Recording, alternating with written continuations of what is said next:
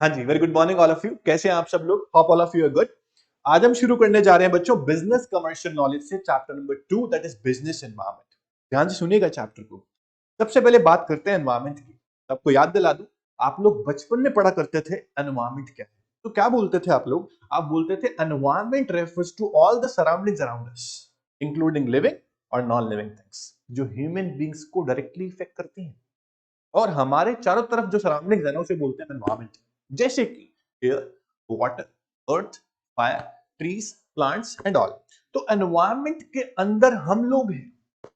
ऐसे ही है business environment. Business भी आइसोलेशन में ऑपरेट नहीं करता है।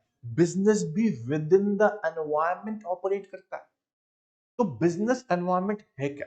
देखो बच्चों, हमने सिंपली एनवायरमेंट को डिफाइन किया कि सराउंडिंग्स अराउंड अस, लिविंग और non living things. Business environment को मैं कैसे डिफाइन करूंगा, सुनना ध्यान से।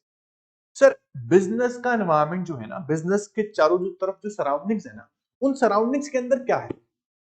सर, कुछ ऐसे फैक्टर्स हैं, कुछ ऐसे फोर्सेस हैं, कुछ ऐसी कंडीशंस हैं, कुछ गवर्नमेंट की रेगुलेशंस हैं जो आपके बिजनेस को, किसी भी टाइप का बिजनेस हो, किसी भी नेचर का बिजनेस हो, आपके बिजनेस के ऑपरेशंस को, आपके बिजनेस की परफॉर्मेंस को अगर वो इफेक्ट करें, तो हम बोलेंगे बिजनेस एनवायरनमेंट ने इफेक्ट किया है सर। सो बिजनेस एनवायरनमेंट को मैं डिफाइन कैसे करूंगा? Business environment refers to the aggregate of all the external forces which are beyond the control of a business and which can impact business operations and business profitability or business performance. तो ये है business environment. Business environment को detail में पढ़ेंगे इस chapter में हम लोग आज। बहुत सारे ऑथर्स की डेफिनेशंस, मीनिंग और नेचर ऑफ बिजनेस एनवायरनमेंट, उसके साथ साथ इंपॉर्टेंस और सिग्निफिकेंस ऑफ बिजनेस एनवायरनमेंट, धीरे धीरे करके हम आगे बढ़ेंगे और कंपोनेंट्स ऑफ बिजनेस एनवायरनमेंट पे चलेंगे। बिजनेस एनवायरनमेंट को कैटेगरीज में डिवाइड करेंगे, इंटरनल, एक्सटर्नल, माइक्रो, मैक्रो। इसके अंदर सब कैटेगरीज भी हम लोग पढ़ेंगे। तो सबसे पहले हम बात करते हैं आज बिजनेस एनवायरनमेंट होता क्या है, बहुत सारे ऑथर्स ने कैसे डिफाइन किया बिजनेस एनवायरनमेंट को, और फिर पढ़ते हैं फीचर्स ऑफ बिजनेस एनवायरनमेंट। बहुत ही ध्यान से सुनना। ये जो सब्जेक्ट है आपका बिजनेस कमर्शियल नॉलेज, बड़े काम का सब्जेक्ट है, क्योंकि इस सब्जेक्ट के अंदर वो सभी टॉपिक्स हैं जो ये मदद करते हैं आपकी कि आप कैसे अपने बिजनेस को चलाओगे, कैसे अपने बिजनेस को ऊंचाइयों तक लेके जाओगे, कैसे अपने बिजनेस को ग्रोथ के पाथ पे लेके जाओगे। तो उसके लिए आपको टॉपिक्स पढ़ने पड़ेंगे, वो भी ध्यान से। ठीक है, एग्जाम के पॉइंट ऑफ व्यू से तो पढ़ना ही पढ़ना है, आगे बहुत काम आएंगी ये चीजें। तो सबसे पहले चलते हैं डेफिनेशन और मीनिंग ऑफ बिजनेस एनवायरनमेंट पे। नोट्स के अंदर ध्यान से सुनिएगा, मन लगा के सुनना। चैप्टर को शुरू कर रहे हैं हम लोग, बिजनेस एनवायरनमेंट का मीनिंग एंड फीचर। सबसे पहले टॉपिक आपका ही रहेगा बच्चों, ठीक है? सुनिएगा ध्यान से। सबसे पहले पढ़ते हैं introduction. Business enterprise, business enterprise do not function in isolation. Business अकेले ही ऑपरेट नहीं करता है, बिजनेस के चारों तरफ कुछ सराउंडिंग्स है। हम बोलते हैं दे ऑपरेट, बिजनेस इंटरप्राइजेस जो हैं they operate with in the changing environment. Environment हमेशा सेम नहीं रहता। हम नॉर्मली एनवायरनमेंट की बात करते हैं, हर समय धूप नहीं रहती है, हर समय बारिश भी नहीं होती रहती है, हर समय सर्दियां भी नहीं होती, हर समय गर्मियां भी नहीं होती। हम बोलते हैं एनवायरनमेंट कीप्स ऑन चेंजिंग। ऐसे ही बिजनेस एनवायरनमेंट भी कीप्स ऑन चेंजिंग। हर समय लॉ सेम नहीं रहेगा, हर समय पॉलिसी सेम नहीं रहेगी गवर्नमेंट की, हर समय जो आपकी टेक्नोलॉजी है वो बदलती रहेगी, सेम नहीं रहेगी कभी भी। तो business environment is not static in nature, it is dynamic in nature, बदलता रहेगा समय के साथ साथ। तो various elements of environment and changes in them exercise a significant influence on the working and performance of business firm। मेरी बात समझ पा रहे हो? एनवायरनमेंट बदलेगा, आपके बिजनेस पे इंपैक्ट्स पड़ेंगे। अब आपके हाथ में है कि उनका फायदा उठाते हो या उससे डर जाते हो और आपके बिजनेस को नुकसान पहुंचाते हो। ठीक है, प्रिकॉशंस आपको लेनी पड़ेंगी, आपके कंट्रोल के तो बाहर है। गवर्नमेंट क्या पॉलिसी ला रही है, क्या चेंज कर रही है, आपके हाथ में नहीं है, आप कंट्रोल नहीं कर सकते उसको। लेकिन उसके लिए आप कुछ ऐसी प्रिकॉशंस ले सकते हो कि आपके बिजनेस पे वर्स इंपैक्ट ना पड़े। मेरी बात समझ रहे हो? इसलिए बिजनेस एनवायरनमेंट को समझना बहुत ही जरूरी हो जाता है। चलिए आगे चलते हैं। मीनिंग ऑफ बिजनेस एनवायरनमेंट पे सबसे पहले, the term business environment means the aggregate of all the forces, factors, institutions या गवर्नमेंट की regulations which are external and beyond the control of an individual business enterprise, but which exercise a significant influence on business functioning or growth of business. किथ Davis बोलते हैं business environment का मतलब क्या है? Aggregate of all the conditions, all the events, all and the influences that surround and affect business. Business को जो भी कंडीशन, जो भी फोर्सेस, जो भी फैक्टर्स, जो भी एलिमेंट्स इफेक्ट कर रहे हैं वही बिजनेस एनवायरनमेंट। अब बियॉन्ड और व्हीलर क्या बोलते हैं? Business environment refers to the total of all the things जो एक्सटर्नल है फॉर्म के और बियॉन्ड द कंट्रोल है और जो अफेक्ट करती हैं बिजनेस के ऑपरेशंस को या परफॉर्मेंस को। ये बोलते हैं, देखो सब ऑथर्स की डेफिनेशन में कंक्लूजन क्या निकल रहा है, अब ये निकाल के कंक्लूजन एक ही निकल रहा है कि बिजनेस एनवायरनमेंट वो है, बिजनेस एनवायरनमेंट के अंदर जो भी एलिमेंट्स हैं, फोर्सेस हैं, कंडीशंस हैं, फैक्टर्स हैं जो आपके बिजनेस के ऑपरेशंस को इफेक्ट कर रही है ना, वो एनवायरनमेंट है, वो बिजनेस का बिजनेस एनवायरनमेंट। समझ में आ रहा है? अब एक और डेफिनेशन है, ऑर्थर एम वीमर क्या बोलते हैं? Business environment encompasses the climate or set of conditions, economic, social, political, institutional। ये बोलते हैं, इन्होंने प्रॉपर एक्सप्लेन किया। क्या बोल रहे हैं कि कंडीशंस कैसी हो सकती हैं? पॉलिटिकल कंडीशन में चेंज आ गया, सोशल कंडीशन में चेंज आ गया, इंस्टीट्यूशनल कुछ चेंज आ गया, तो उससे आपके बिजनेस को इफेक्ट पड़ेगा, वो एनवायरनमेंट। समझ में आ रहा है आपको? तो इन सब से एक रिजल्ट निकलता है, इन सब का कॉमन कंक्लूजन क्या निकलता है कि business environment means all the internal और external forces that have an impact on business. बहुत सिंपल है, ये था आपका मीनिंग और डेफिनेशंस ऑफ बिजनेस एनवायरनमेंट। आपको यहां तक पढ़ने के बाद आई होप समझ में आ गया होगा कि बिजनेस एनवायरनमेंट होता क्या है। तो आपसे कोई पूछेगा, आप बता दोगे sir business environment refers to all the forces external और internal which are beyond the control of a business and which affect the business profitability, operations और performance. This is business environment, very very simple. अब आते हैं हम next topic पे, जो main topic है आपका वो है नेचर और कैरेक्टरिस्टिक्स ऑफ बिजनेस एनवायरनमेंट। ध्यान से सुनिएगा बच्चों, बहुत ही इंपॉर्टेंट है। मैंने आपको बोला कि business environment is aggregate of all the forces, all the factors, all the elements. मैंने कहीं पर भी नहीं बोला कि कोई भी एक चीज एनवायरनमेंट है। मैंने बहुत सारे फैक्टर्स बोला, बहुत सारी कंडीशन बोला, बहुत सारे फोर्सेस बोला, इन सबको मिलाकर बना एनवायरनमेंट। तो मैं कह सकता हूं ना कि business environment is not individual unit, business environment is all over aggregate, total है, टोटलिटी पे काम करता है। तो फर्स्ट फीचर यही है कि बिजनेस एनवायरनमेंट जो है उसे हम एग्रीगेट देखते हैं, इंडिविजुअल नहीं देखते हैं, क्योंकि एनवायरनमेंट के अंदर बहुत सारी चीजें हैं, उन सबको जोड़कर बना है एनवायरनमेंट। सर आपका जो नॉर्मल एनवायरनमेंट है तो सिर्फ एयर है उसके अंदर नहीं, उसमें वाटर भी इंक्लूड करते हैं, अर्थ भी, जितने भी लिविंग और नॉन लिविंग थिंग्स हम काउंट करते हैं तब उसको बोलते हैं एनवायरनमेंट। ऐसे ही बिजनेस एनवायरनमेंट भी इंडिविजुअल यूनिट नहीं है, बिजनेस एनवायरनमेंट को हम एग्रीगेट टर्म में देखते हैं। समझ में आप लोगों को? So, business environment is the totality of all the internal and external forces which influence the working and operations of business enterprise. That's it. दूसरा, business environment is interrelated. This is very important point. आपको बहुत ध्यान से सुनना है. Business environment is interrelated. ध्यान से सुनिएगा.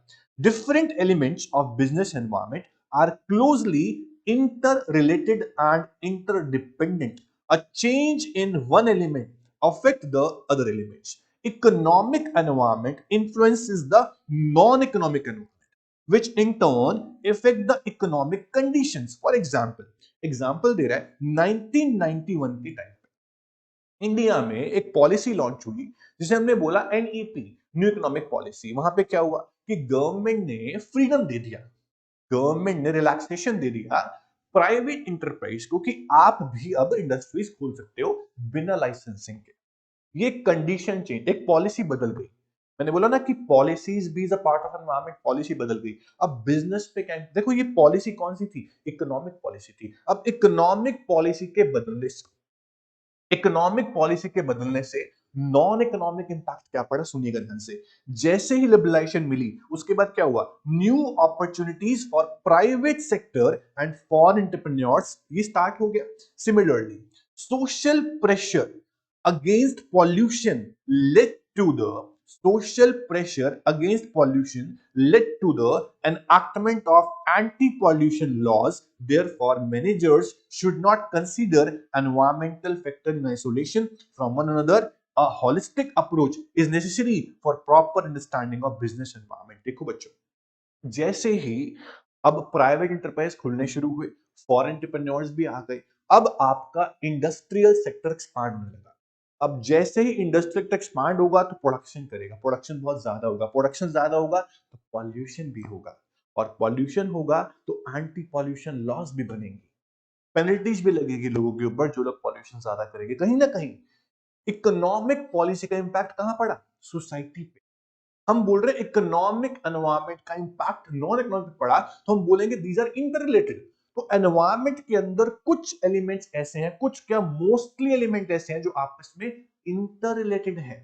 अगर इकोनॉमिक में चेंज होगा तो ही नॉन इकोनॉमिक एनवायरनमेंट में चेंज आएगा। हम बोल सकते हैं various elements of environment are inter related और इंटर डिपेंडेंट। बहुत सिंपल था, आसान था।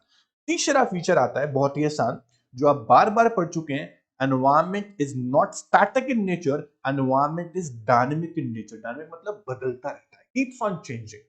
तो बिजनेस एनवायरनमेंट हमेशा एक जैसा नहीं होता। बिजनेस के जो एनवायरनमेंट के एलिमेंट्स हैं, फैक्टर्स हैं, फोर्सेस हैं, कंडीशंस हैं, चाहे टेक्नोलॉजी हो, चाहे गवर्नमेंट की रेगुलेशंस हो, चाहे गवर्नमेंट की पॉलिसीज हो, चाहे टेक्नोलॉजी के अलावा बोल ज्योग्राफिकल एनवायरनमेंट हो, दे कीप्स ऑन चेंजिंग। तो हमेशा हम बोलते हैं चाहे सोशल एनवायरनमेंट हो, कंज्यूमर का टेस्ट है, बदलता रहेगा। तो बिजनेस एनवायरनमेंट में जो भी एलिमेंट्स हैं, जितने भी फोर्सेस हैं, जितने भी फैक्टर्स हैं, वो हमेशा सेम कभी भी नहीं रहेंगे। business environment is necessarily dynamic in nature, it is not static in nature. environment हमेशा बदलता रहता है, जो आज है वो कल नहीं होगा, जो कल था वो आज नहीं। मेरी बात समझ रहे हो? तो business environment is dynamic in nature, it keeps on changing from time to time. very very simple, बहुत आसान है। अब आते हैं बच्चों नेक्स्ट फीचर पे, जो है जर्नल एंड स्पेसिफिक फोर्सेस। मैंने आपको बार बार बोला कि business environment include many forces, बहुत सारे फोर्सेस बिजनेस एनवायरनमेंट के अंदर होते हैं जो आपके बिजनेस को इफेक्ट करते हैं। अब फोर्सेस के अंदर कुछ डिवाइड कर रहा हूं मैं कैटेगरीज में, जो है journal forces and specific forces. Journal forces क्या है बच्चों? जर्नल फोर्सेस वो फोर्सेस हैं जिनमें अगर कोई चेंज आया तो आपका बिजनेस नहीं बल्कि सभी के सभी बिजनेस इफेक्ट होंगे। मैं एग्जांपल देता हूं, कोई भी पॉलिटिकल चेंज हुआ, यानी कि सरकारी बदल गई, तो सभी बिजनेस पे इंपैक्ट पड़ेगा। अगर मैंने बोला कि आपके बिजनेस से रिलेटेड जो कस्टमर्स हैं आपके, या आपके बिजनेस पे जो डायरेक्ट इंपैक्ट डालते हैं आपके कॉम्पिटिटर्स, उनमें कोई चेंज आ गया तो आपका बिजनेस ही इफेक्ट होगा, कोई और बिजनेस इफेक्ट नहीं होगा। तो कुछ फोर्सेस ऐसे होते हैं जो सभी के सभी बिजनेस पे इफेक्ट डालते हैं, उन्हें बोलते हैं जर्नल फोर्सेस। और कुछ फोर्सेस ऐसे होते हैं जो सिर्फ आपके बिजनेस को डायरेक्ट इफेक्ट करेंगे, वो है स्पेसिफिक फोर्सेस। एग्जांपल दूंगा, ध्यान से सुनिएगा। Business environment consist of both journal and specific forces. Journal forces are those forces such as economic, social, political, legal, natural, and technological change influence all the business enterprises. Specific forces are those forces such as investors, customers, competitors, suppliers, affect individual enterprise directly. Sir मैंने बोला कि political change आया, government ही बदल गई। अब government बदलेगी यानी सरकार बदलेगी तो सभी बिजनेस के लिए अलग पॉलिसीज बनेगी, तो आपका बिजनेस इफेक्ट होगा, सारे बिजनेस इफेक्ट होंगे। अगर मैंने बोला कि आपका बिजनेस प्रॉपर्ली, मैं एग्जांपल देता हूं, आपका बिजनेस जंक फूड का बिजनेस है और उसका ही कॉम्पिटिटर आपके सामने आके बैठ गया, तो आपका बिजनेस इफेक्ट होगा, बाकी बिजनेस इफेक्ट उससे नहीं होने वाले। समझ में आ रहा है? तो स्पेसिफिक फोर्सेस और जनरल फोर्सेस एनवायरनमेंट का फीचर है, बिजनेस एनवायरनमेंट का फीचर है कि बिजनेस एनवायरनमेंट के अंदर दो तरह के फोर्सेस हैं, जर्नल और स्पेसिफिक। जर्नल फोर्सेस वो जो सभी बिजनेस को इफेक्ट करेंगे और उनमें कोई चेंज आया, और स्पेसिफिक फोर्सेस वो जो आपके बिजनेस को इफेक्ट करेंगे अगर उनमें कोई चेंज आया। तो जैसे कि आपके बिजनेस के कॉम्पिटिटर्स, आपके बिजनेस के सप्लायर्स, एजेंट्स, कस्टमर्स, इन सब की बात में करूं। उसके बाद नेक्स्ट फीचर आता है business environment is relative in nature, मतलब कि एक कंट्री का बिजनेस एनवायरनमेंट दूसरी कंट्री के बिजनेस एनवायरनमेंट से बिल्कुल अलग होता है। वहां की पॉलिटिकल कंडीशन अलग है, वहां की सोशल कंडीशन अलग है, वहां की टेक्नोलॉजी अलग है, वहां की लॉ अलग है। तो आपका बिजनेस एनवायरनमेंट दूसरी कंट्री के बिजनेस एनवायरनमेंट जैसा कैसे हो सकता है? या तो हम ये बोलें कि सभी डेवलप कंट्रीज का एनवायरनमेंट ऑलमोस्ट सेम है। हम ये बोल रहे हैं कि नॉन डेवलपिंग नेशंस और डेवलपिंग नेशंस दोनों का बिजनेस एनवायरनमेंट अलग अलग है। ठीक है, सुनिएगा। Business environment is a relative concept. It differs from country to country and even region to region. Capitalistic economies, देखो डेवलप कंट्री की बात हो रही है, like those of USA UK have different kind of environment than communist economy, मतलब mixed economy की बात हो रही है, इंडिया की इकोनॉमी की बात हो रही है। तो nature of economic system in a country affect the environment of business. तो हर country to country business environment keeps on changing. उसके बाद नेक्स्ट बात आती है, business environment is intertemporal. What is intertemporal? Time wise. Temporal मतलब time wise. जो environment 1991 से पहले था इंडिया, वो आज नहीं है, क्योंकि 1991 से पहले रेस्ट्रिक्शंस थी कि आपको हर इंडस्ट्री खोलने के लिए लाइसेंस लेना, परमिट्स थे, परमिशंस रिक्वायर्ड थी। आज कोई परमिशन, कोई लाइसेंस, कोई परमिट रिक्वायर्ड नहीं है एक्सेप्ट सम बिजनेस। कुछ बिजनेस आज भी ऐसे हैं जिनके लिए आपको लाइसेंस लेना पड़ सकता है, जैसे liquor, tobacco, cigarette, hazardous chemicals etcetera. तो हम बोलते हैं कि business environment is intertemporal, time के साथ बदल जाता है। डायनेमिक बेस को आप बोल सकते हो, सेम पॉइंट बन रहा है, लेकिन यहाँ प्रॉपर टाइम की बात हो तो टेम्पोरल वर्ड यहाँ पे लिखा हुआ है। Business environment is also intertemporal as it change over time. For example, business environment in India is much different from that of prevailing before 91. 91 को बोलते हैं हम रिफॉर्म पीरियड। प्री रिफॉर्म्स में अलग एनवायरनमेंट था, पोस्ट रिफॉर्म का environment आज अलग है। In the short run business environment may remain static but in long run it changes. Short run में हमेशा हम बोल सकते हैं कि एनवायरनमेंट हो सकता है चेंज ना हो, क्योंकि टाइम नहीं मिला चेंज होने के लिए, लेकिन लॉन्ग रन में तो एनवायरनमेंट चेंज होगा ही होगा। ठीक है, उसके बाद business environment is uncertain in nature.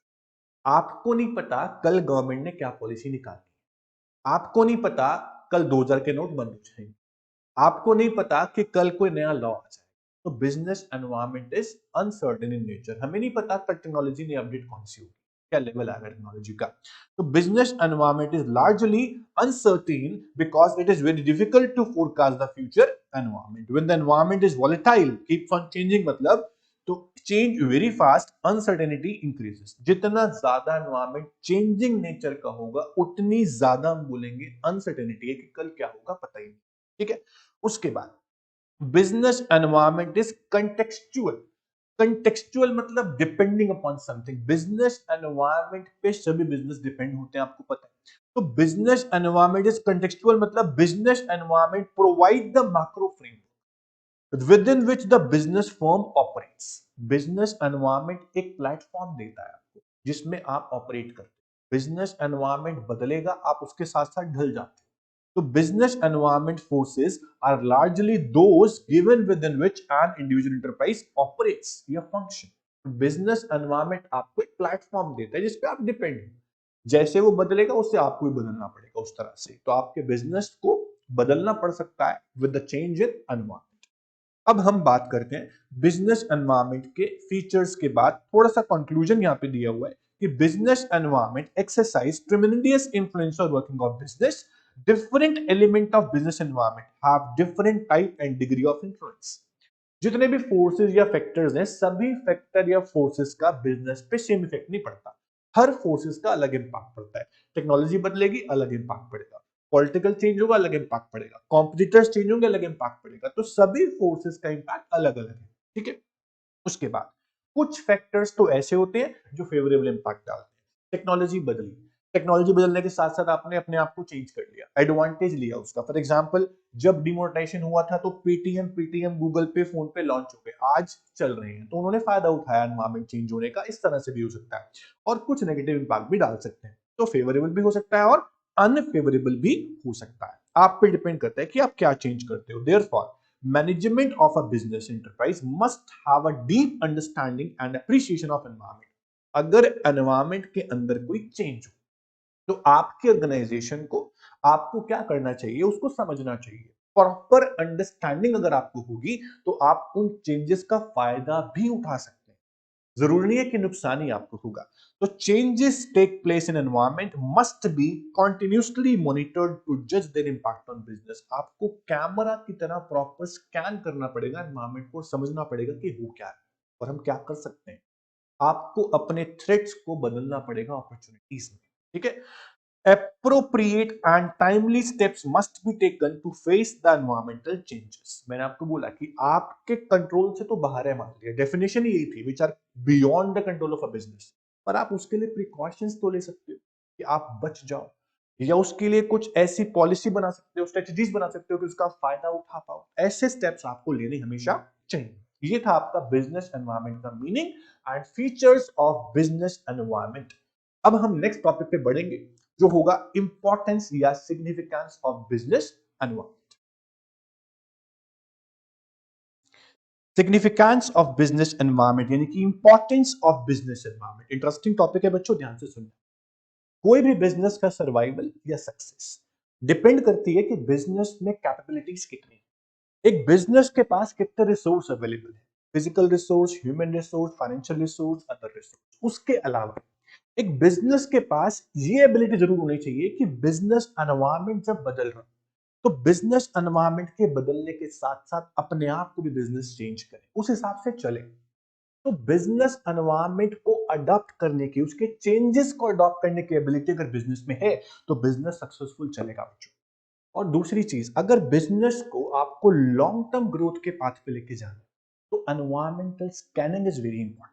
इसके बाद में पढ़ेंगे हम नेक्स्ट टॉपिक में। तो अभी हम पढ़ने जा रहे हैं बिजनेस एनवायरनमेंट की एडवांटेजेस क्या है। बिजनेस एनवायरनमेंट को प्रॉपर अंडरस्टैंड करने से या उसकी स्टडी करने से हमें क्या फायदे हो सकते हैं। हर पॉइंट को ध्यान से सुनना, इंपॉर्टेंट भी है और इंटरेस्टिंग भी है। सबसे पहली चीज, the survival and success of any enterprise depends upon its capabilities, inherent capabilities मतलब essential basic capabilities तो ये होनी ही चाहिए, ठीक है। essential बोल लो, फंडामेंटल बोल दो या बेसिक बोल दो। उसके अलावा इसके अंदर क्या आता है, बेसिक कैपेबिलिटीज में क्या आता है। आपके पास फिजिकल रिसोर्स होने चाहिए सर, आपके पास फाइनेंशियल रिसोर्स पैसा होना चाहिए, ह्यूमन ह्यूमन रिसोर्स होना चाहिए और अदर रिसोर्स होने चाहिए। उसके अलावा आप में एबिलिटी होनी चाहिए to adopt to the changing environment. Sir environment change हो रहा है, आपको भी बदलना पड़ेगा, एनवायरनमेंट के हिसाब से अपने बिजनेस को ढालना पड़ेगा, समझ रहे हो। और it is very important for business to understand their environment and changes occurring in it. उसके लिए आपको बिजनेस एनवायरनमेंट की प्रॉपर स्टडी करनी पड़ेगी।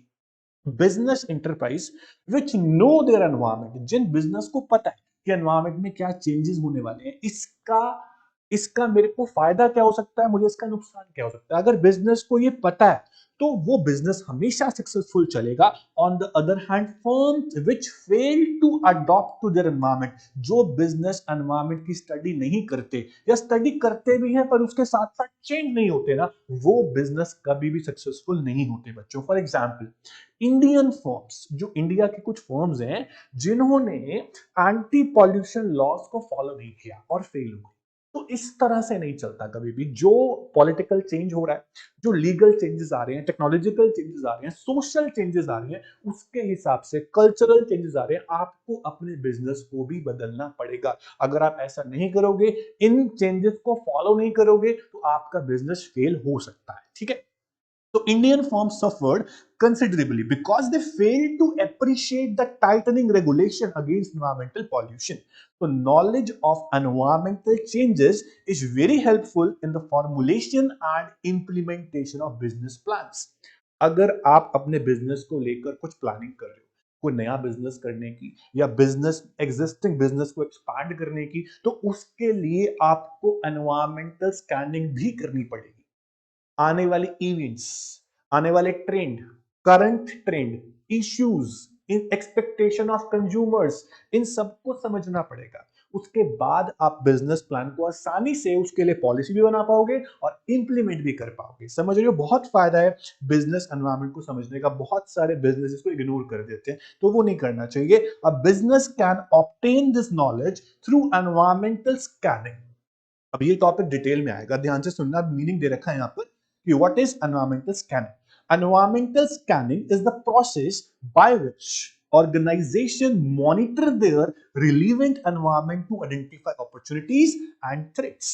एनवायरमेंटल स्कैनिंग करने से पता चल जाता है कि जो इवेंट्स होने वाले हैं, जो ट्रेंड्स अभी चल रहे हैं या ट्रेंड आने वाला है, उसका मुझे फायदा क्या हो सकता है और उसका मुझे नुकसान क्या हो सकता है। अगर मुझे पता चल गया कि इस इवेंट से मुझे फायदा होगा, तो उसके लिए मैं डिसीजन मेकिंग करनी शुरू कर दूंगा, पॉलिसी बनानी शुरू कर दूंगा, स्ट्रेटजी बनानी शुरू कर दूंगा। और मुझे पता चल गया कि इस इवेंट से मुझे नुकसान हो सकता है, तो मैं उसके लिए प्रिकॉशन लूंगा, अपने नुकसान को मिनिमाइज करने के लिए कुछ पॉलिसीज, कुछ स्ट्रेटजीज बनाना चाहूंगा। तो एनवायरमेंटल स्कैनिंग करे बिना ना आपको अपॉर्चुनिटी पता चलेंगी, ना आपको थ्रेट्स का पता चलेगा।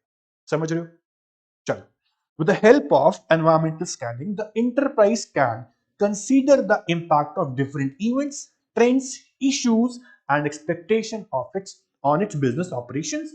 Firms, ध्यान से सुनना, important line है, firms which systematically analyze and diagnose the environment are more effective than those which do not.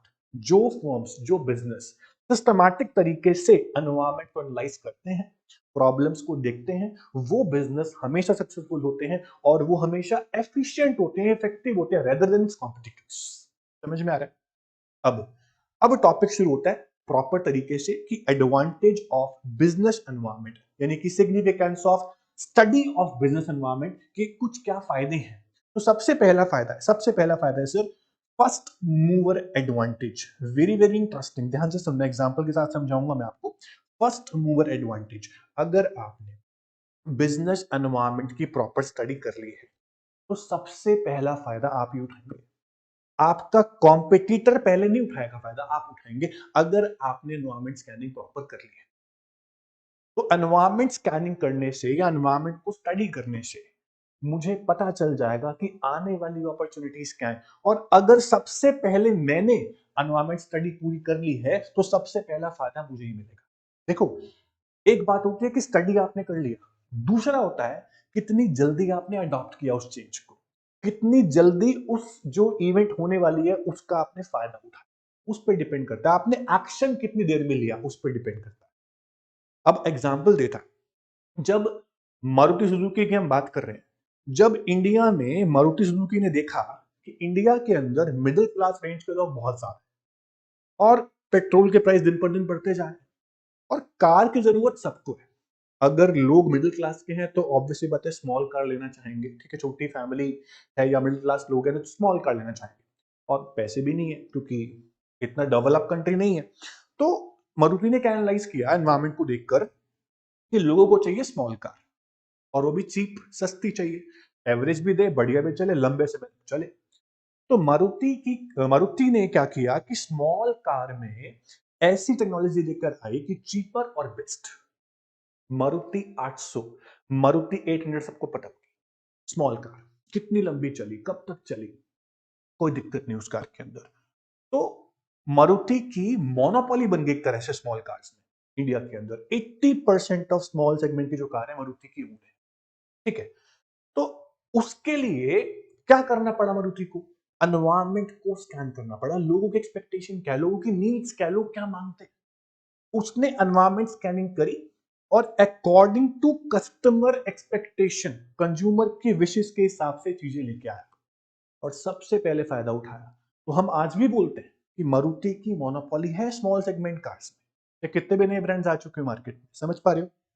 तो अब नोट्स में क्या लिखा है उस पर आते हैं। Awareness of environment help an enterprise to take advantage of early opportunities instead of losing them. For example, Maruti Suzuki became the leader in small car market because it was the first to recognize the need of small car on account of rising petroleum prices and large middle class people in India. Very simple. Environmental scanning का दूसरा फायदा क्या है? Early warning signal. Sir, जब कुछ गलत होने वाला होता है और आपको पता नहीं चलता कि ये होने वाला है, तो गलत हो ही जाता है। लेकिन अगर मैं बोलूं जो गलत होने वाला है उसके लिए पहले से ही आपको पता चल जाए गलत होने वाला है, तो आप क्या करेंगे? पहले ही स्टेप्स ले लेंगे ना, गलत ना हो। ऐसे ही एनवायरमेंटल स्कैनिंग से, एनवायरमेंट स्टडी से आपको जो थ्रेट्स हैं उनको मिनिमाइज करने का पूरा मौका मिल जाता है। तो क्यों नहीं करनी चाहिए एनवायरमेंटल स्कैनिंग? सुनना, एनवायरमेंटल अवेयरनेस, आपको हर एक चीज पता है एनवायरमेंट में होने वाली, जो होने वाली है, या देखो एनवायरमेंट इज अनसर्टेन, बट कुछ स्टडी करने से कुछ तो पता चलेगा कि क्या होने वाला है। तो serve as an early warning signal, it make a firm aware of the impending threat और crisis so that firm can take timely action. Sir देर नहीं होनी चाहिए, आप के सामने प्रॉब्लम खड़ी हो और अब समय ही नहीं है एक्शन लेने का, तो काम खराब है। प्रॉब्लम आने से पहले आपने पहली एक्शन टाइमली ले लिया तो आप बच सकते हैं। तो एनवायरमेंट स्टडी से आप बिल्कुल बच सकते हैं। एग्जाम्पल देता हूँ, मारुति एग्जाम्पल पे हम चल रहे हैं, मारुति पे ही चल रहे हैं।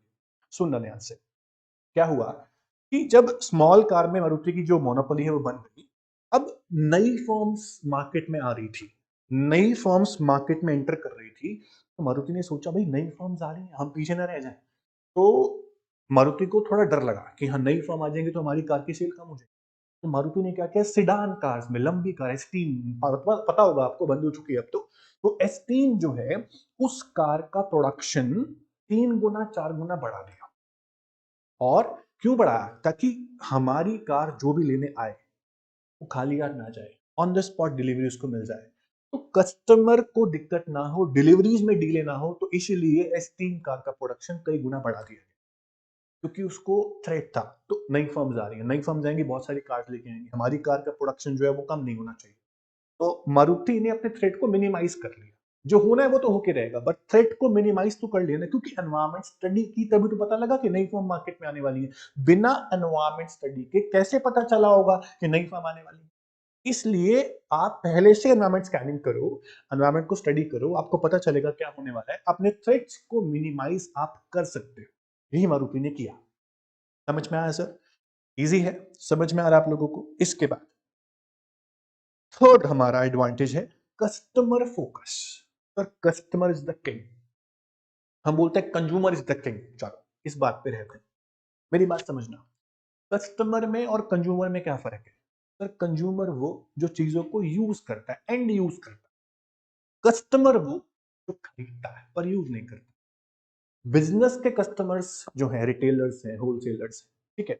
अब मैं बात करता हूं कस्टमर की, कस्टमर फोकस। आपके बिजनेस का जो फोकस है कस्टमर पे भी होना चाहिए, और कस्टमर पे फोकस तब रहेगा जब कस्टमर के ऊपर आप रिसर्च करोगे, स्टडी करोगे। कस्टमर क्या मांग रहा है, कस्टमर की एक्सपेक्टेशन क्या है, नीड्स क्या है। मेरी बात समझना, कस्टमर क्या मांगता है। मान लीजिए, देखो हर तरह के कस्टमर्स होते हैं, कंज्यूमर्स हर तरह के होते हैं। कुछ कंज्यूमर ऐसे होते हैं जो बड़ी, यानी कि बल्क में अफोर्ड नहीं कर सकते चीजों। शैम्पू की बोतल आती है सर, मान लो 300 रुपए की शैम्पू की बोतल है, हर कंज्यूमर 300 वाली बोतल नहीं खरीदता, कोई छोटी खरीदता है। कई लोग ऐसे भी हैं जो 2 रुपए वाला शैशे खरीदते हैं। अब शैशे ही मार्केट में आएगा नहीं तो उसकी नीड कैसे पूरी होगी? जिन बिजनेस ने ये सर्वे किया, रिसर्च किया, देखा कि कंज्यूमर को 2 रुपए का शैशे भी चलेगा, वो निकाल दो। जिस कंपनी ने, जिस शैम्पू कंपनी सबसे पहले सैशे निकाला होगा, उसके साशे की वजह से कितना सेल हुआ होगा। तो अपनी सेल को बढ़ाने के लिए कस्टमर पे फोकस करो, कस्टमर क्या मांग रहा है। तो सैशे निकालना शुरू कर दिया, तो कस्टमर की नीड देखी और निकालना शुरू कर, अपनी सेल्स को बढ़ा दिया। तो फायदा मिला कि नहीं मिला? तो अपनी सेल्स बढ़ाने के लिए ये चीजें आपको करनी पड़ सकती हैं। उसके लिए आपको कस्टमर स्टडी करनी पड़ेगी।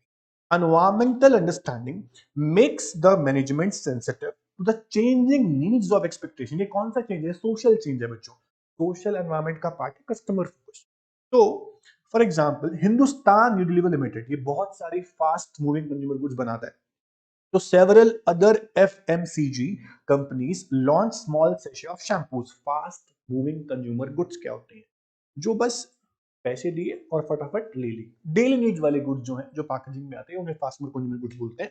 तो उसका प्रोडक्शन बढ़ाया सैशे के थ्रू और सेल्स बढ़ गई। ये फायदा हुआ एनवायरमेंट स्कैनिंग करने से, एनवायरमेंट की स्टडी करने से। अब बिजनेस को एक फायदा और हो सकता है। सर बहुत सारे बिजनेस, बहुत सारे क्या, हर एक बिजनेस स्ट्रेटजी बनाता है अपने बिजनेस को एक्सपांड करने की, या नया बिजनेस करने की, या कोई बिजनेस ही नहीं है, क्या बिजनेस करना है उसके लिए भी स्ट्रेटजी बनती है। चाहे आपको नया बिजनेस करना है, चाहे आपको बिजनेस को एक्सपांड करना है, ठीक है, आपको नई वैरायटी ऑफ प्रोडक्ट लेके आने, आपको उस समय भी, उसके लिए भी एनवायरमेंटल स्कैनिंग करनी पड़ेगी, एनवायरमेंट स्टडी करनी। तो अगर एनवायरमेंट स्कैनिंग करे बिना, एनवायरमेंट स्टडी करे बिना हम स्ट्रेटजी बनाएंगे, हमारी स्ट्रेटजी फेल हो सकती है सर। तो सबसे पहले आप क्या करो, आप एनवायरमेंटल स्कैनिंग करो, उसके बाद आपको स्ट्रेटजी बनाने में और स्ट्रेटजी को इंप्लीमेंट करने में, दोनों ही काम में आसानी होगी। सुनना, environmental monitoring provides relevant information. Environmental scanning करने से आपको बहुत सारी जानकारी मिलेगी कि क्या इवेंट्स होने वाली है, क्या ट्रेंड चल रहा है, क्या इश्यूज हैं। उसको कलेक्ट करने के बाद आप स्ट्रेटजी बनाओगे तो कितना स्मूथ हो जाएगा आपके लिए। तो environmental monitoring provides relevant information about the business environment. Such information serve as the basis for strategy making. अब मैं एग्जांपल दूंगा। मान लो गवर्नमेंट ने, इंडियन गवर्नमेंट ने क्या किया, इंडियन गवर्नमेंट सोच रही है कि ट्रैवल और टूरिज्म के बिजनेस को बढ़ाया जाए, ट्रैवल और टूरिज्म बिजनेस को बढ़ाया जाए।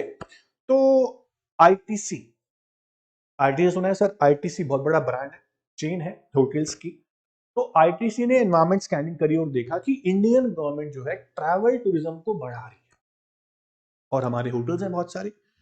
और अगर हम फ्यूचर देखते हैं, विजन ये देखते हैं कि बहुत सारा ट्रैवल टूरिज्म बढ़ जाएगा, तो टूरिस्ट आएंगे और टूरिस्ट आएंगे तो होटल्स की नीड बहुत होगी। होटल्स अभी नहीं है, बहुत कम है। हम क्या करते हैं, इंडिया में और अब्रॉड में होटल्स खोल देते हैं बहुत सारे। देखो फ्यूचर में क्या होगा उसको देखकर आज स्ट्रेटजी बनाई जा रही है। बिना फ्यूचर विजन देखे आप स्ट्रेटजी कैसे बनाओगे? अगर आप एनवायरमेंट स्कैनिंग ना करते, आपको नहीं पता चलता कि गवर्नमेंट टूरिज्म को प्रमोट करना चाहती है, तो आप होटल्स भी ना खोलते। आपको अब फायदा होने वाला है। मैं एग्जांपल देता हूं। जब डीमोनेटाइजेशन हुआ था, उसके साथ साथ ही डिजिटल जो एप्स हैं, जैसे पेटीएम है, फोन पे, गूगल पे, इनका बिजनेस बढ़ने लगा। तो इन्होंने देखा कि अब ये होने वाला है। अब जिनका जो डिजिटल एप्स डीमोनेटाइजेशन से पहले ही आ गई थी, उनको और फायदा मिला होगा। सोचो, क्या उन्होंने पहले सोच लिया होगा कि अब आगे जाकर नोट बंद हो सकते? नहीं, उनको नहीं पता था, एकदम से बंद हुए थे सर, किसी को पता नहीं चला था। तो मैं कह रहा हूं कि अगर एक फर्म ने ये सोचा कि कल को, या गवर्नमेंट ने अनाउंस किया कि हम अपने कंट्री को डिजिटल करने जा रहे हैं, एक नया प्रोजेक्ट शुरू करने जा रहे हैं, डिजिटल इंडिया, तो अब इसका मतलब समझो, इसके बीच में घुसो, स्टडी करो, तो पता चलता है कि सब चीज ऑनलाइन हो जाएगी। तो ऐप बना दो, पेमेंट एक्सेप्ट ऐसे हुआ करेंगे, उन्होंने पहले ऐप बना दी, समझ रहे हो? तो आप पहले से ही स्टडी करो और पहले से ही क्या बनाओ, स्ट्रेटजी, आपको इजी हो जाएगा। बिना स्टडी करे इजी नहीं होता। तो एनवायरमेंटल स्कैनिंग से, एनवायरमेंट की स्टडी से स्टडी स्ट्रेटजी फॉर्मुलेशन और इम्प्लीमेंटेशन बहुत आसान हो जाता है सर। तो आईटीसी ने ऐसा ही किया, ठीक है। उसके बाद और बिजनेस को एक्सपांड कर लिया और फायदा उठाया बहुत सारा। अब नेक्स्ट जो इंपॉर्टेंस है बिजनेस एनवायरनमेंट की, वो क्या है? Change agent. देखो सर, जो बिजनेसमैन होते हैं, बिजनेस लीडर्स होते हैं ना, वही शुरुआत करते हैं चेंज की। एक के बाद एक के बाद एक चेंजेस करते जाते हैं और एनवायरनमेंट बदल जाता है। बिजनेस एनवायरनमेंट बदलता कैसे? कुछ इवेंट से, कुछ फैक्टर से, कुछ फोर्सेस से। वो करता कौन है सर? गवर्नमेंट भी कर सकती है, पॉलिटिशियंस भी कर सकते हैं, बिजनेसमैन भी कर सकते हैं। Business leaders adopt to change, वो चेंज एक्सेप्ट भी करते हैं और चेंज को लाते भी हैं। समझना, business leader act as agent of change, they create a drive for change. समझ पाना मेरी बात को? At the grass root level, gross को कर देना ग्रास, ये ग्रास रूट है, जड़ से, grass root level, in order to decide the direction and nature of change. The leaders need to understand the aspirations of people and other environmental forces through environmental scanning. For example, contemporary environment, मतलब कि आज का तेजी से बदल रहा हुआ environment, जो आज का एनवायरमेंट है प्रेजेंट, वो बहुत तेज बदल रहा है। सबको आदत हो गई है फटाफट से चीज मिलने की, मेरे को चीज फटाफट से मिल जाए चुटकियों में बस। तो डिसीजन मेकिंग फास्ट हो गई है। तो क्या डिसीजन मेकिंग फास्ट हो गई? डिसीजन मेकिंग पहले कैसी थी? बहुत ज्यादा डिले होती थी, देर होती थी प्रोजेक्ट्स में। तो अब क्या है, अब बिजनेस लीडर्स ने क्या करना शुरू किया, डेलीगेशन वाला प्रोसेस शुरू कर दिया कि हमसे काम देर में हो रहा है, जो इसमें एक्सपर्ट है उसको काम दे दो, फटाफट काम हो जाएगा, पैसे लगेंगे, पैसे कस्टमर से ले लेंगे, हम रेवेन्यू कवर तो कर लेंगे, काम जल्दी होना चाहिए। आजकल लोग पैसे देने को तैयार हैं, उनको काम से मतलब है, फटाफट काम चाहिए बस। तो बिजनेस लीडर्स ने इस चीज को प्रमोट किया।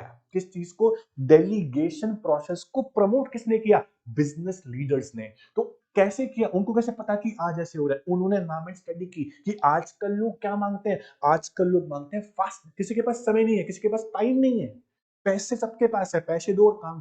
आज मेरे को यहां से नहीं मिला, मेरे को अभी चाहिए, मैं वहां से ले लूं। तो ये थिंकिंग हो गई है।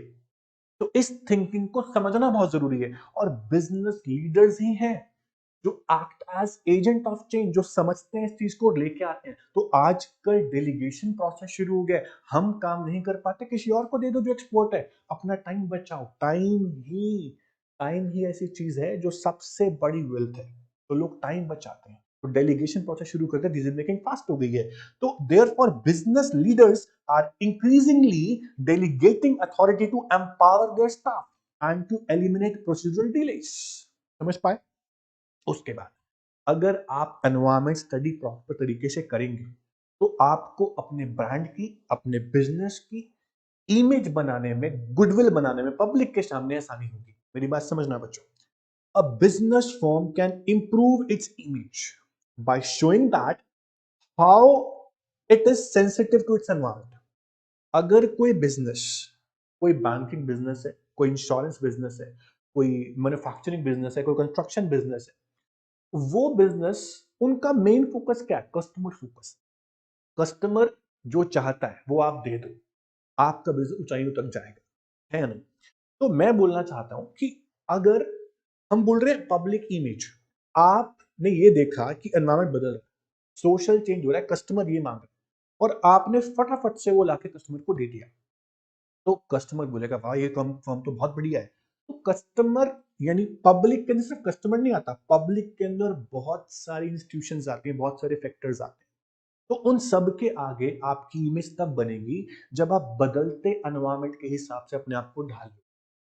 हर पर्सन चाहता है कि वो मेरे हिसाब से चले, वो मेरे हिसाब से चले। समझ रहे हो? मैं किसी के हिसाब से चलना नहीं चाहता, वो मेरे हिसाब से चले, ऐसा लोग चाहते हैं।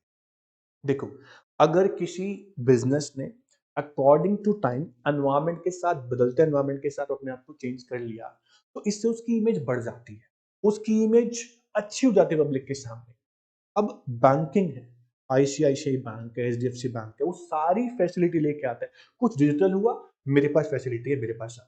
तो जो बिजनेस आपको बदलते, तेजी से बदलते हुए एनवायरमेंट के साथ साथ आपको बदलना है, आप वो कर लोगे तो आपकी इमेज मार्केट में बढ़ जाएगी। समझ रहे हो?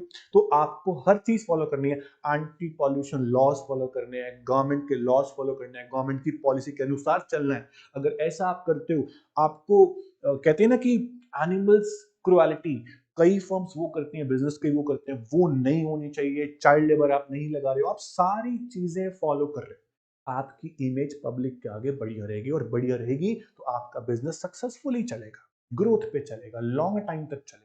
तो मैं बोलना चाहता हूं कि आपको हर वो लॉ, हर वो पॉलिसी और हर वो चेंज जो गवर्नमेंट करना चाह रही है उसके साथ साथ चलो, उसके पैरेलल चलो, तो आपकी इमेज बनी रहेगी। इमेज बनी रहेगी तो आपका ब्रांड अपने आप चलेगा सर। तो अब उसके बाद नेक्स्ट जो इंपॉर्टेंस है, जो एडवांटेज है बिजनेस एनवायरनमेंट को स्टडी करने की, वो क्या है? Continuous learning. बहुत ही सिंपल, बहुत ही आसान। जो बिजनेस कंटिन्यू बिना टाइम गैप दिए एनवायरनमेंट को स्टडी करते रहते हैं, वो हर दिन कुछ नया सीखते हैं। और जो हर दिन कुछ नया सीखते हैं उन्हें एक्सपीरियंस हो जाता है, और जब एक्सपीरियंस हो जाता है तो आगे कभी कोई दिक्कत नहीं आती, उनके लिए बहुत आसान होता है चीजों को चेंज करना। तो continuous learning. Environmental analysis serve as broad-based and ongoing education of business executive. It keeps them in touch with the changing scenario so that they can never caught unaware. जो बिजनेसमैन, जो business leaders, जो business executive continue कुछ सीखते रहते हैं environment study से, वो कभी आगे जाके मार नहीं खाते। With the help of environmental learning, managers can react in appropriate manner and thereby increase the success of their organization. Knowledge of changing environment can keep the organization dynamic in its approach. जिसने business environment को समझ लिया, सीख लिया, deep study कर ली, कल को कुछ भी चेंज हो, वो हमेशा उसके अकॉर्डिंग रिएक्ट करेगा, उसे पता होगा कि मुझे करना क्या है। समझ रहे हो? उससे देखो मैनेजर्स ही हैं जो कंपनी को चलाते हैं। तो मैनेजर्स हैं, एग्जीक्यूटिव्स हैं, डायरेक्टर्स हैं, वो एनवायरमेंटल स्टडी करते रहेंगे तो उनकी ऑर्गेनाइजेशन का जो स्टाफ है अपडेटेड रहेगा, तो उनकी सक्सेस तो हमेशा है। हम नहीं बोल सकते सक्सेसफुल वो नहीं हो सकती, क्योंकि उन्होंने प्रॉपर एनवायरमेंटल स्कैनिंग करके हर वो चीज सीख ली, हर वो चीज समझ ली कि आगे कुछ भी अगर हो तो उन्हें पता रहेगा, वो अवेयर रहेंगे कि मुझे करना क्या है। ठीक है? उसके बाद ये आपका टॉपिक था बिजनेस एनवायरमेंट की इंपॉर्टेंस यानी सिग्निफिकेंस। अब तक हमने इस चैप्टर में meaning, nature of business environment और इंपॉर्टेंस ऑफ बिजनेस एनवायरमेंट कर ली है। इसके बाद जो नेक्स्ट टॉपिक आएगा वो आएगा relationship between organisation and its environment. इसके अंदर हम क्या पढ़ेंगे वो आप सुन लो। इस टॉपिक में हम पढ़ेंगे कि एनवायरमेंट हमें कुछ देता भी है और हम भी एनवायरमेंट को कुछ देते हैं, एक्सचेंज होता है।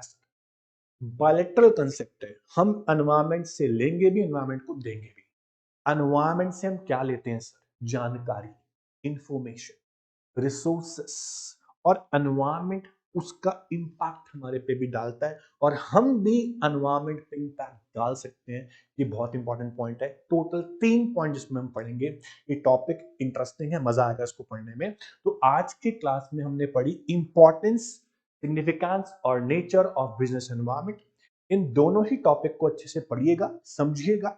उसके बाद नेक्स्ट क्लास में शुरू करेंगे हम relationship between organisation and its environment. समझ में आया बच्चों? तो चैप्टर इंटरेस्टिंग है, मैंने बहुत आराम से आपको पढ़ाया है। आप इसको नोट से पढ़ें, सीखें। उसके बाद जब 2-3 क्लास हो जाएंगे, चैप्टर फिनिश हो जाएगा, फिर हम क्वेश्चंस की प्रैक्टिस करेंगे। तो आज के लिए इतना ही करेंगे बच्चों। Thank you so much.